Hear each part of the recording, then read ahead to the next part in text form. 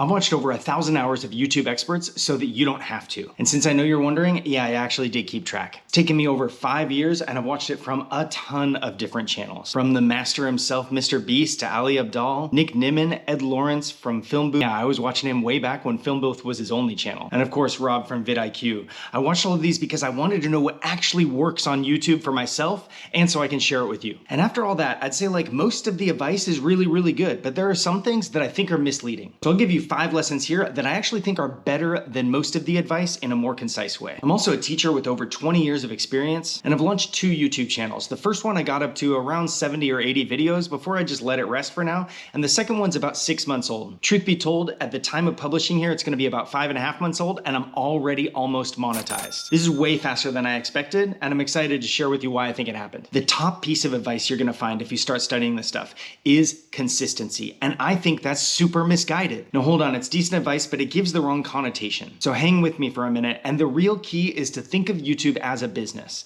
And I mean, we should think of our personal channels as a business, and I'm gonna get to that in a little bit. So hang on for that. But what I really mean here is think about the greater company of YouTube and what they want from us. Well, YouTube is a media company that doesn't produce content. What they do is take advertising dollars and they take the free media that we're producing and giving to them. And the service they actually provide is matching up the viewer base with the videos they want to watch with the ads that are paying. And the interaction of those 3 communities is YouTube. So while it's the most common complaint creators have that the algorithm doesn't help them, YouTube's only goal is to make the algorithm help you. Like one of the largest companies in the world, Google, is doing its best to help us grow our channels. And I don't mean they're benevolent. I mean like it's in their best interest for us to be successful. But in order to help us, there are 3 things they need from us. The first is they need us to make a lot of videos. They really just need to know who we are so they can match us up to the right people. And if you put out 2 videos a year, they're never gonna figure out who you are. The second is they want us to get people to click on our videos. And the third is they want us to get people to hang around and actually watch the videos. And that's it. When you think about it, it's crazy. That's it. Anything else we pour our energy into had better give us personal value because those are the only 3 things YouTube wants from us. They want lots of videos that people will click on and hang out and watch. Basically, they just want us to give them quality content so that they can give us an audience and match it up with paying advertisers. So the most common advice is consistency, and it kind of plays into these. Here's the question I'd ask. If you just publish videos consistently, will you, in the first case, make lots of videos? If you publish 1 video a week, it's gonna take you 2 years to hit 100 videos. So how many videos will it take YouTube to figure you out? I don't know, but 100 is a number that Mr. Beast throws around a lot, and that guy's the master. I've been super consistent, putting out 1 video every week on this channel for almost 6 months now, and that's about 25 videos. So I think Mr. Beast has nailed it. Forget consistency, just make lots of videos. It's not consistency, it's volume. So if you see videos pop up in your YouTube feed that are like, how to get monetized on your first video, forget it, throw it away, it's useless. And why is it useless? Well, let's say you have 1 video that goes viral. Great, you just gave YouTube a bunch of money. Like your channel gets monetized, but you don't make anything from it until you apply, are accepted, move on, and make more videos. The goal is volume, not virality, not consistency. So if I just ask the question, how fast can you put out 100 videos? It becomes pretty glaring that I'm ignoring a big piece of the picture. But I also want to be clear, this is also a big piece of the picture. YouTube just needs to know who you are. And in order to do that, they need lots of videos. So all of this builds to lesson 1. Forget consistency. Throw out schedule. Don't worry about anything except for volume of videos. You need to put out as many videos as you can, as quickly as you can at first when your channel is starting. And it's just about helping YouTube get to know you. When I put it in that light, I think, is 1 video a week enough? Well, it's kind of all I can do, so it's gotta be. But if I could up that schedule to 2 a week, I'd do it. So lesson 1 is just publish, publish, publish. Put out lots of videos. Volume. That's it. That's lesson 1. If you're still around, you probably like the type of content I'm putting out. I really appreciate if you subscribe, and I'll do my best to make sure that I'm putting out quality content every week. So now let's set volume aside and go back to that caveat I mentioned. None of these videos matter if people don't watch them. So we have this goal of volume, but we also need this goal of making every video as good as you can make it. And if you look at a lot of these creators and the people who are putting stuff out, they're gonna walk you through the YouTube metrics and looking at your retention time and whatever. Forget that. If you're a new creator, I personally think all of that is useless. Once we're monetized and we're into thousands of subscribers and we get all of this watch hours and whatever, then that's probably useful. For now, in making quality videos, I think there's only one metric that matters. Would you watch your videos? And the reason is your audience is probably at least a little bit like you. I mean, there's a reason they've chosen to click on your thumbnail and watch your video. They at least jive with some of the stuff you're talking about. So if you wouldn't watch your videos, neither would they. But it's helpful to have direction. And again, Mr. Beast nails it on this one. He said on the podcast that there are only 3 ways that you can improve your videos. Personally, I'd split it apart to 4, but his 3 ways. He says basically you can have a better idea and production, you can have a better edit, or you can spend more money. And it makes sense if you watch his early content, you can see the way he's talking about it, and I get that. Once we're monetized and making money, we can take that money and roll it back into producing better videos. Smart idea. But I would just boil it down and I think simplify it to say there's 4 things you can do. Better idea, better production, better post-production, and spending. And so we'll talk about like the marketing and packaging for your video, but all of that goes with your idea. You have to have an idea that people want to watch. And along with that idea, you have to have like the movie poster basically that people see and think like, oh, that's it. I'm gonna click on that video. Once you have that idea, you need decent production. You need to have the right camera shots. You need to say the right things and have a quality script. Then you need decent post-production, which is like the editing and the B-roll and all the pieces put together. And it has to be something easy to watch that keeps people's attention. And then lastly, if you're like, I don't know about these 3 things, but I need to publish today, you can always spend more money on it. Personally, I haven't spent a single dime on my YouTube channel yet. I look forward to doing that in the future, but it's gonna be money I make that I roll back into it. And so for now, everything I've done is using equipment I already have and doing things that are free. But lesson 2 is just this. Make every video better than the last video. And then you can use these 4 ideas in order to make it better. So just pick one, work on that, and your next video is better than the last one. Basically, look at making videos as a skill set, and you'll get to make better videos that people want to hang around and watch by just getting better at it. And so pick one of those 4 things, get better at it every video. One of the things that's become really interesting to me is just coming up with the idea in the first place.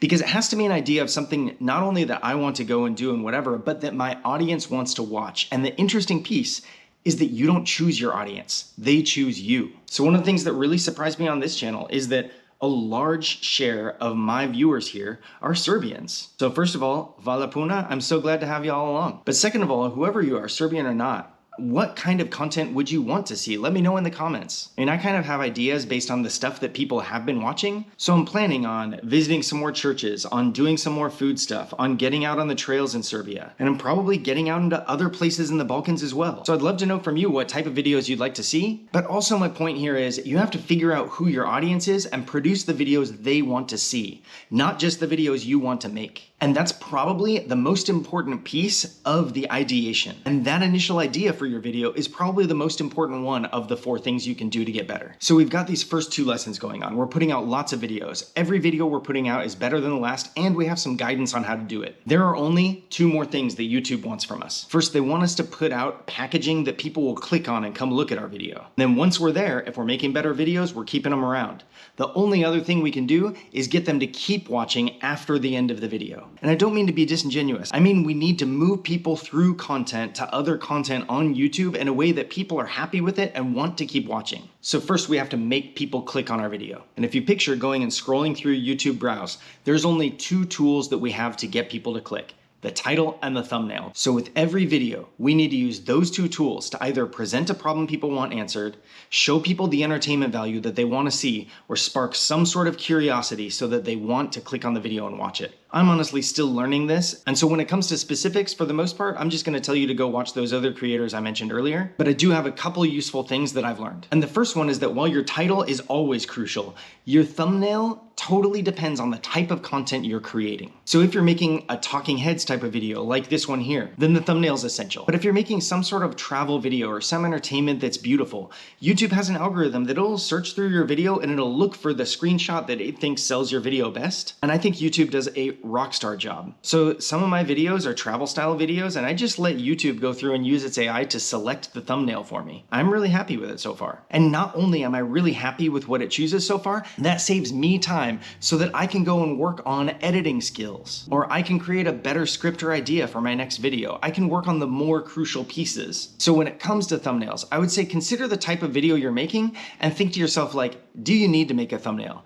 And if you do need to make a thumbnail, you should probably make it first. first. I know it seems daunting, but it's really like before anyone makes the movie poster is done. And that's it. It's part of your ideation. If you don't get people to click in the first place, your video doesn't matter. So my third lesson is that packaging is super important, but consider your content, and if you don't need to spend time on thumbnails, don't spend time on thumbnails. Basically, package your video better than last time if you need to. So I've got 2 more lessons, and they come from the fact that there's one more thing YouTube wants from us, and then one more thing we want from YouTube. The last thing YouTube wants from us is they want us to keep people watching after the video's over. And I mean in an organic and content way. I don't mean like tricking people into the next video. I mean like offering up more content that people want to see. And so it's really easy. The key is just to consider what problem or what idea or what entertainment content comes next, and then offer it to people. So it's like in this video, I'm sharing with you the 5 crucial lessons I've learned. At the end of the video, I should think, what might someone who would watch this video want to see next? Well, you're gonna see at the end of the video, I'm just gonna offer, if you're brand new and haven't started up your YouTube channel, how can you do that with free tools? And at the end, I'm just gonna offer that video to you. And if it's good, good. And if not, cool. But it has to be something that organically connects to the people who are watching your current video. So lesson 4 is it has to be organic, but just tell people what to watch next on the end screen. So if we do these 4 things, YouTube will be super happy with us.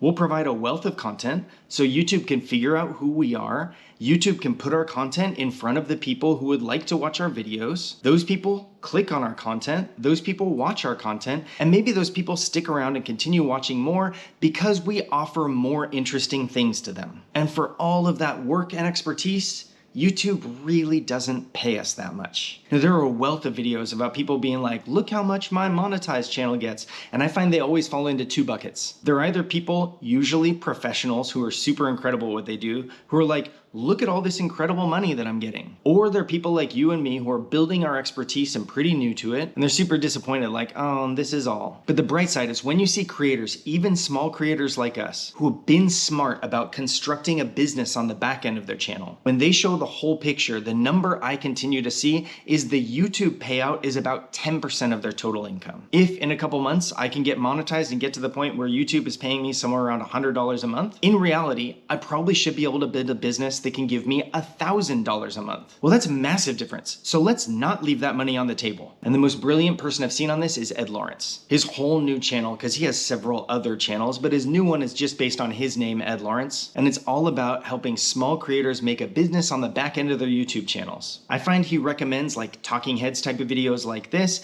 based on a small niche so that you build a bunch of expertise and then you lead that towards products, which is brilliant. And I think it works. But what I have to add is that I'm not sure it would work for my channel and maybe not for yours either. And it's because most of my content is not this type of talking heads content. Now, Ed and lots of people will talk about small, medium, and large ticket items. So small ticket items being digital products, things like ebooks, guide, like a useful checklist, or maybe a package of products like LUTs for digital video editing. And just based on price, they're small ticket because they're really cheap. A medium ticket item might be like a course that you give people access to. And so instead of like 20 bucks for my useful checklist, you're talking about a couple $100 for my video course. And large ticket items could be things like a workshop or a cohort or buying your time directly. Now, all of that is useful, and I think it's a great framework to think about. In fact, I have products in all 3 of those niches that I plan on launching at some point in the future. But for a channel like mine, I think it actually still leaves a lot on the table. When channels get big enough, I don't know why you wouldn't have some sort of a donate button, even if it's like a Patreon or a buy me a coffee. Depending on the type of content, there might be brand deals on the table. Of course, as always, those brand deals need to be authentic and they need to match with your content, really. So like on my channel, it probably wouldn't make sense to sell supplements or something like that, but maybe I would have other products that match my content well. And so on top of brand deals, there's like affiliate marketing that I know people say is small money, but it all has to add up, right?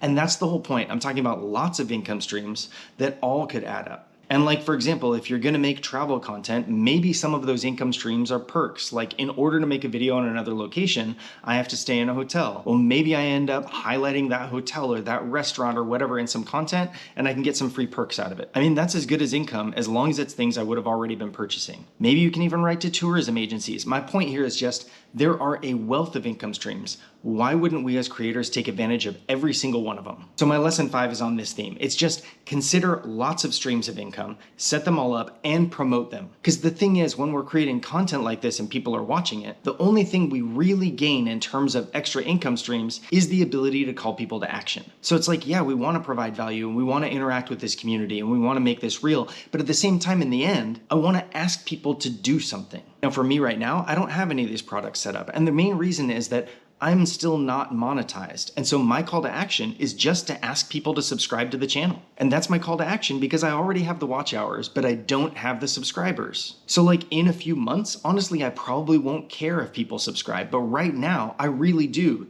That's my call to action. In a few months, when I don't care about subscribers anymore, maybe my call to action is to continue watching another video, or to donate, or to buy this product, or to look at this thing, whatever. But some call to action that eventually should lead to some stream of income. And on that note, if you've made it this far into the video and haven't subscribed, I'd really appreciate it if you do. At this point in time, that's the most useful thing for my channel. And if you've already subscribed, hey, thanks a bunch. I really appreciate it. So consider lots of streams of income, set them up, and promote them. And I understand when people feel hesitant to do this. I will also feel hesitant when I ask people to go buy something, and I'm glad not to be there yet. But the whole point is we're providing free value to people here on YouTube. And we know it's free value because people are willing to spend their time. And so thank you. And I'm really glad to have you along. And at some point in the future, I'm probably going to ask you to click or buy something. And if you don't want to, great. But if you do, it'll be there. Overall, I've taken over 1,000 hours of studying YouTube, along with my experience of making about 80 or 90 videos on 2 different YouTube channels, one of which I've kind of left to the side for now, and then this one that's already near monetized in less than 6 months. And all that together, I've boiled it down to 5 lessons that I think are important for YouTube. And they're super easy.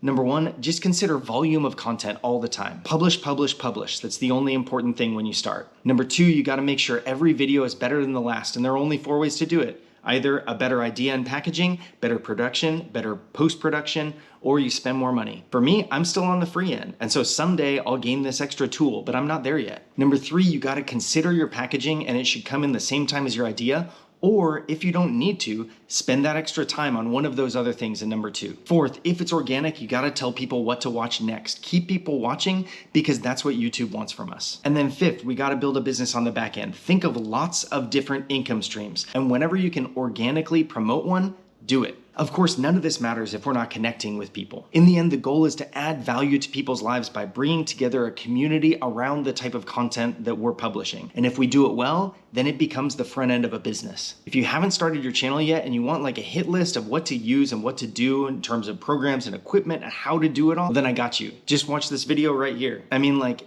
if it's the right one. I haven't made it yet, so eventually the title will make sense. But if it's something else, maybe that's interesting.